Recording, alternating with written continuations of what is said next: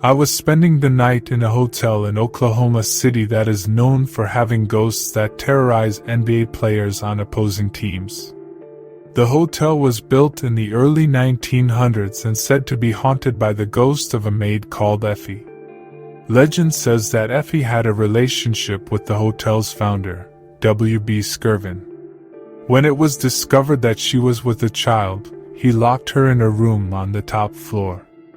Distraught, Effie plummeted from the hotel window.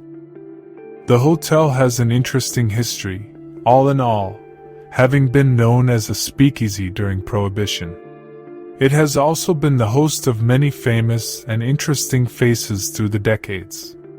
It was closed for over a decade, fell into disrepair, only to become an urban exploring hotspot before being completely renovated and reopened. Guests have reported unexplained noises, objects moving unexpectedly, and even being touched by something or someone unseen.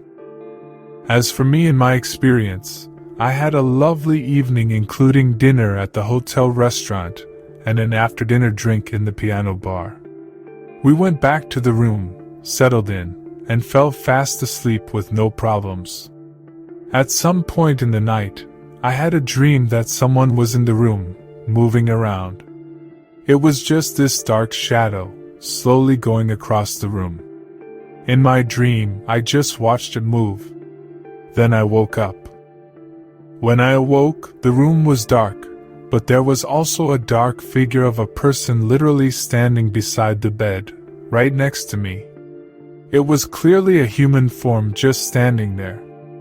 I thought maybe I was still dreaming at first, but I was too conscious. It wasn't like being in a dream state. I reached out to see if anything was actually there. I grabbed onto what looked like this thing's left arm and pulled on it. This thing fell onto the bed, right across my upper legs.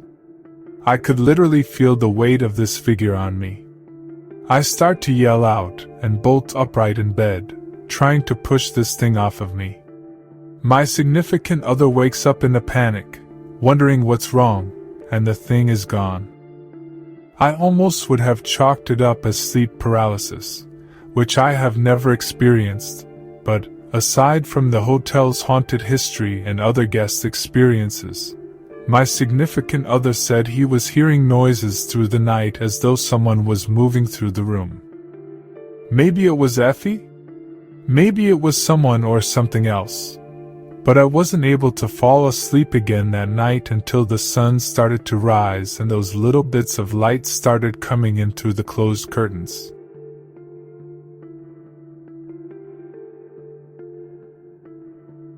I am a 13-year-old female. This story took place during summer break. My parents told me and my younger siblings we were gonna go on a trip to New York City for a few weeks. It was about a 2-hour trip to get there. Once we arrived, the owner of the hotel came to greet us and help us with our luggage. I thought that was kinda odd, but I figured he was just a really friendly guy. A day after getting our luggage unpacked and getting settled, we went out on a hike, then went to the beach afterwards.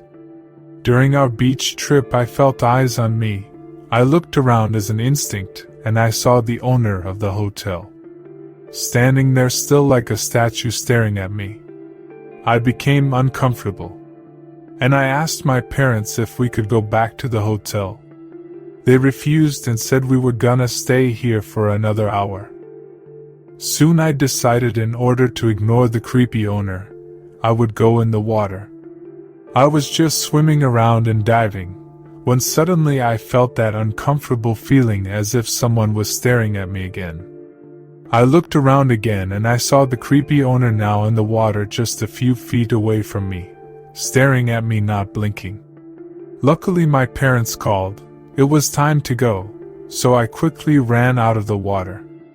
Once we arrived back at the hotel, I went into my reserved room for this trip, grabbed my phone which I snuck in my bag to bring for comfort.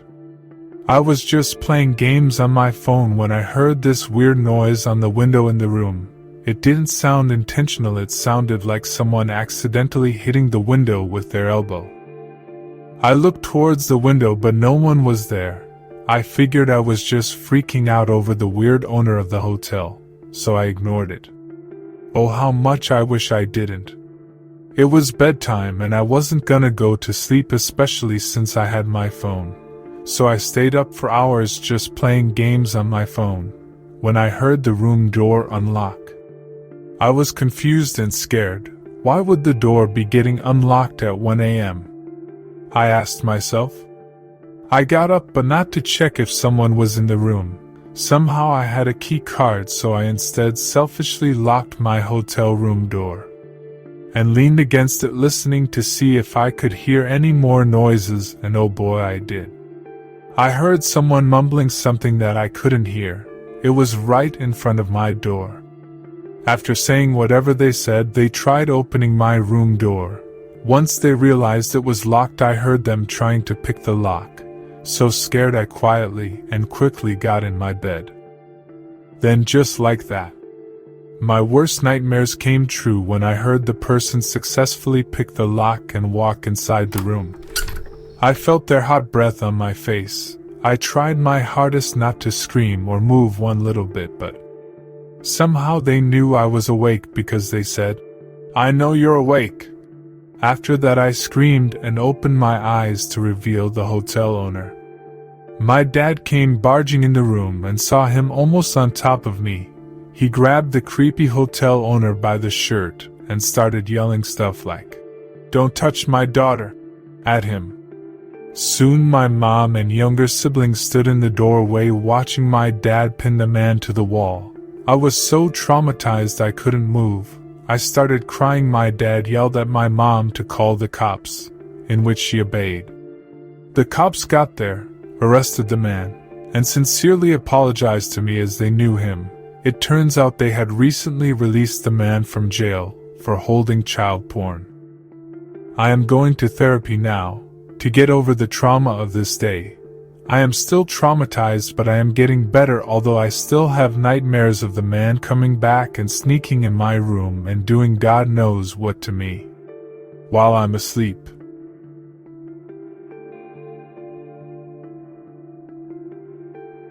About 10 years ago, I visited a friend and his girlfriend in Colorado. One of those nights were spent at the Stanley Hotel, the infamously haunted hotel that was the inspiration for Stephen King's The Shining. Known for being one of the most haunted places in America, it was once a retreat for travelers suffering of tuberculosis. Number count assessments of people who actually died in the hotel have been reported as high as 1,200. As soon as you check in, you can take an optional guided tour of the property inside and out, but we opted to just go to our rooms. Robert and Crystal stayed in the room directly across the hall from me. Upon arrival, the antique scent of age would wafted through the building along with just the dusty smell of old, if you know what I mean. We took our own tour, and as we walked the tastefully elegant empty halls, we began snapping pics of random things, like staircases, doors, and windows. Robert snapped probably 10 photos of the hallway wall at the top of the stairs. In each picture, there was a hovering orb, appearing in roughly the same exact spot each time, the hallway corner directly at the top of the stairs. I snapped pics with my phone too. Same thing, in the same place. "Has to be the glare from that light," I said. We stood at different angles. It appeared. I moved up the staircase about halfway, and snapped another picture, and right at that moment, felt a freezing chill pass through me. Then, I looked at the photo. The orb appeared, only now, it was on the staircase, hovering wide over the step, just one step ahead of me. "Whoa!" Robert and Crystal both cried out. "Dude, a blast of wind just hit me," he said with shock and an air of astonishment. They almost fell over. I snapped a picture of them at the bottom. The orb was directly behind them. I snapped another photo of the top of the stairs again. Nothing there. What's worse, the floor at the top of the stairs was ours. And not just our floor, but our end of the floor. We had a great dinner that night and hung out at the bar, before returning to our rooms around 1 a.m. or so. We discussed and analyzed the photos from earlier, and pretty much laughed it off, but I admit, when I closed the door behind me after finally entering my room, an unavoidable dread started to build inside of me. There was a chair right next to my bed. I froze when I thought I saw a middle-aged man with black hair sitting in it with his legs crossed, just leering at me, so I instinctively flicked on the light. Nothing there. However, after falling asleep, I dreamt of that same man, seated at the side of my bed, making horrific faces at me, like rolling his eyes up into his head with his mouth hanging open, and his tongue sticking out the side, like either he was trying to scare me, or was just really ill. This is when I woke up, and as I came out of my sleep, I realized that I was lying at the edge of the bed, my head looking directly at the chair. I fell back asleep, but kept getting woken up by someone's kids running and laughing out in the hallway. This was true, because I remember seeing several families with children entering and exiting their rooms, but it was absolutely incessant, and at the ungodly hour of 3:17 a.m., I got out of bed and angrily stomped my way towards the door, and swung it open. Nobody there. How could nobody be hearing or complaining about this? I whispered to myself. Just as quickly as I shut my door and turned around, instantaneously I became covered in goosebumps, and felt really off. Just as I began rubbing my arms from what I assumed could have been the air conditioner, I had become shaken fully awake by an unexplainable rush of alertness. But there was a perfectly good explanation, which took me about 5 seconds to realize. The sheets on my bed were protruding up into the air about 2 feet, and the end of the sheet was being pressed down against my pillows. And the AC was off. I wasn't staying in that room another second.